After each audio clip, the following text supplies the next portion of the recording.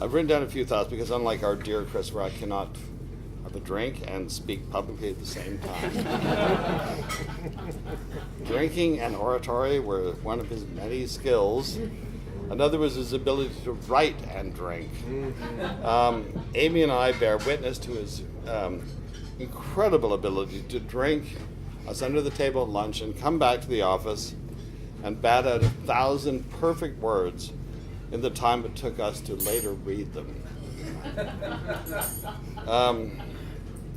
At a certain point in your life, you begin to define yourself almost as much by the people who have left as by the people you still have around you. For myself, I can't recall a week when I haven't wished I could call on David Halberstam or Michael Hare or Christopher Hitchens to get their thoughts on this mad American circus that we're living through right now. And Christopher would be at the very top of that list. He was my very first hire at the magazine 25 years ago, and he's the one I miss most.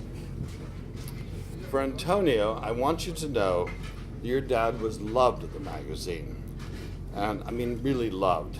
I mean, he was an elitist only in the intellectual sense, and that he preferred good writing to bad writing, and interesting minds to mediocre minds. On the shop floor, as we called it, he treated everyone with the best courtesy and respect. He was absolutely adored. He treated everybody well, from the lonely editor on up to the top.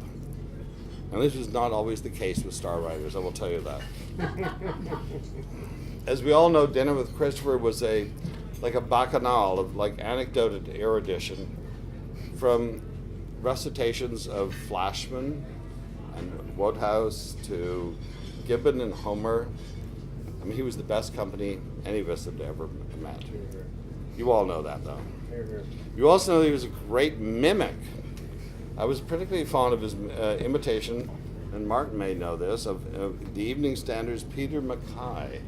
The private eye used to call the world's worst columnist. Or for some of you, Alexander Chancellor's laugh, which is like turning on a Cuisinart with the lid taken off. Or his imitations of Kingsley Amos's imitation of a car starting up on a cold morning. Does that ring a bell at all? Anyway, I did with Christopher. Christopher, to my mind, was one of the last great public intellectuals in this country. He put his opinions and his thoughts out there, and he stood by them. I recall a particularly nasty spat between him and Sidney Blumenthal that spilled over columns of ink and long stretches of hours on the cable news channels. Christopher had grown a beard during this period, and I'm sure he thought he looked like an aging hipster, but for those of us at the office, we're sort of nudging into Unabomber territory. I'm sure Carol would agree with this. Amy and I cooked up an idea to bring him to New York and get him sort of freshened up a bit. The fashion department of Vanity Fair got him a new suit, a shave, and a haircut. We got fresh underwear, socks, and a shirt.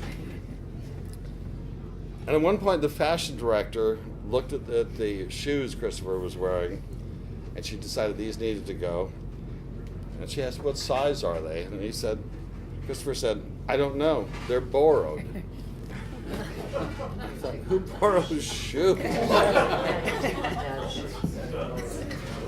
When Christopher died, I was besieged by readers inquiring who would take his place. To each I would write that no one could ever take his place. There was only one Christopher Hitchens, and that is that. It was impossible, and is impossible, to ever fill those borrowed shoes. Thank you so much.